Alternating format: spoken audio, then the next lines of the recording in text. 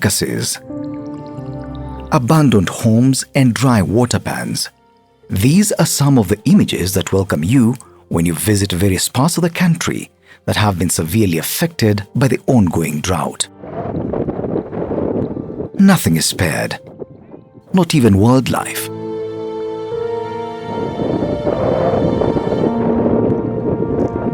Mothers and their daughters are forced to dig dry water pans in search of water to help their families, while men and their male children travel in search of pasture for their surviving livestock. After 4 failed rainy seasons, counties in the arid and semi-arid lands in Kenya are facing a severe drought. The situation is so bad that former Kenyan President Uhuru Kenyatta declared drought a national disaster in September 2021. We have 336,541 persons living in Garissa that are facing acute food insecurity, which affects, their normal life. So in terms of classification, we are at IPC 3. The current food crisis is driving malnutrition's level very high. Households are not getting sufficient food to feed children. And this is driving to very high cases of malnutrition. Nationally, and based on data shared by the government, 886,000 children under 5 years require treatment for malnutrition.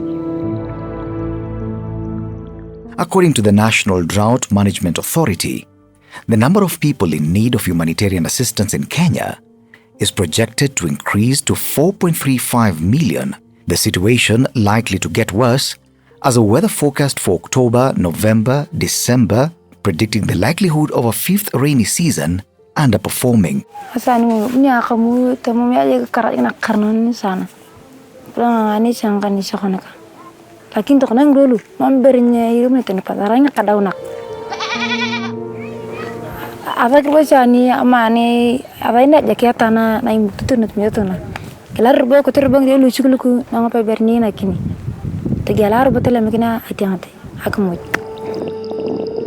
wayba tagan wixii horta ishkinaha iska batag ma joogo u guura Soomaaliya iyo roob doonta wixii dhintay wixii joogo ari baa soo haray ilmo baa soo hareen ariga hadda tabar ugu baaleegada waa sidoo cid korkeed u yeelyaal laakiin waxa hadda markan dhib leh saddex shay yaa meeshan iga qabtaa mid u horta waa biyo la'aan dadka xoolaha way ka dhamaadeen lacag dhow meel kuma taalin ariga dhamaaday maxaa loogu biyo lagu siin in biyo lagu siin raashinka meesha arto isku sheegay oo badarka kor buu kacay waa loo dhaqaa meesha. The global acute malnutrition rate for Garissa stands at over 20%, and that is like it has not been to that rate for quite some time. It has never, in fact, Garissa have never experienced a higher GAM rate than what it is experiencing today. Currently, we in alarm phase. What that means that in Turkana, population is around 926,000. So we have around 130,000 households who are classified as they will not be able to meet their normal households outlook in terms of accessing food. We have children who will not be able to access quality food. They will not be able to access education because the time that you require to access education, they'll be using that to look for food and other services.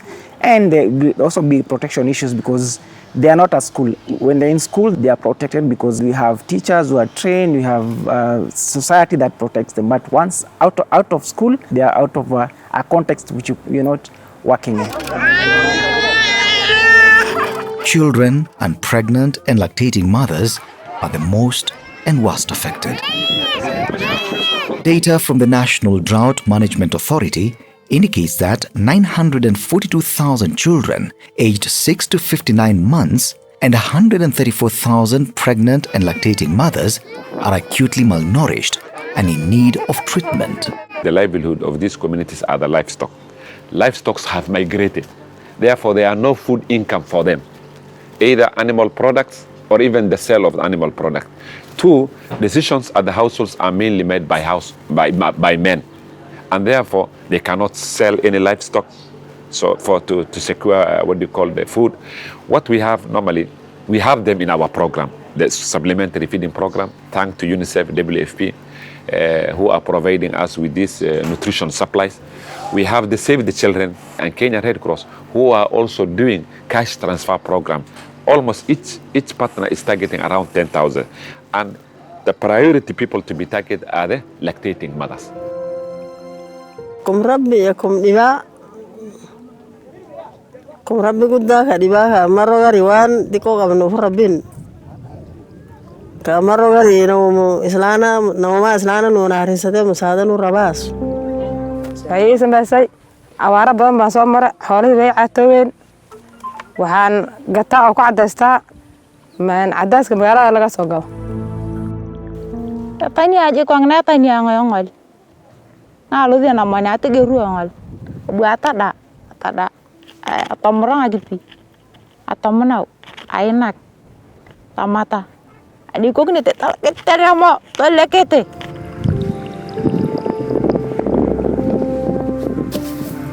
At this point in time, the government has reported that 2.4 million livestock deaths have been reported in Kenya. You can imagine a situation where both the government and humanitarian partners don't intervene. We are looking at a deeper crisis. We are looking at more households falling into the hunger crisis. And so there is need for the government and other humanitarian partners to scale up, step up effort and provide the humanitarian assistance needed so that then we can be able to support these particular families and children in this crisis. Even as the success of these interventions cannot be understated, with the likelihood of another failed short train season between October to December, the stage is set for a catastrophe should nothing be done. A significant and sustained scale-up of humanitarian assistance is needed to save lives and livelihoods. Kama ile zilikuwa zamani tunakosa green things lakini hatukosi nyasi. Nyasi iko. Ile tunakosa mvua tu lakini hii tumekosa yote. Tumekosa nyasi, tumekosa maji. I'll Save the Children and we will be advocating for more resilient projects. Currently we are supporting the county government on embracing, focus-based action. And focus-based action will help the county government in planning for emergencies like drought.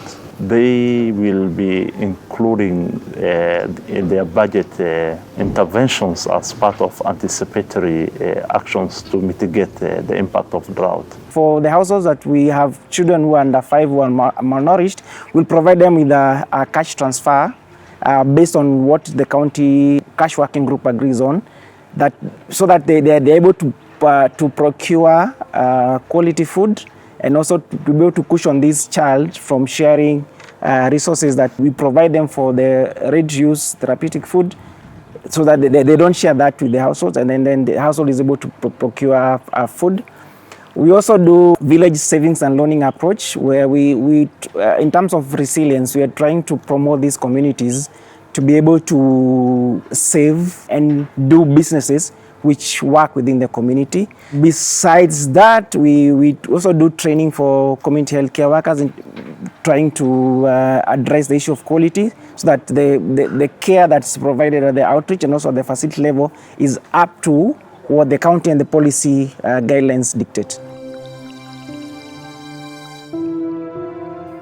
The clock is ticking, and every minute that passes is a minute too close to starvation and possible death of a child.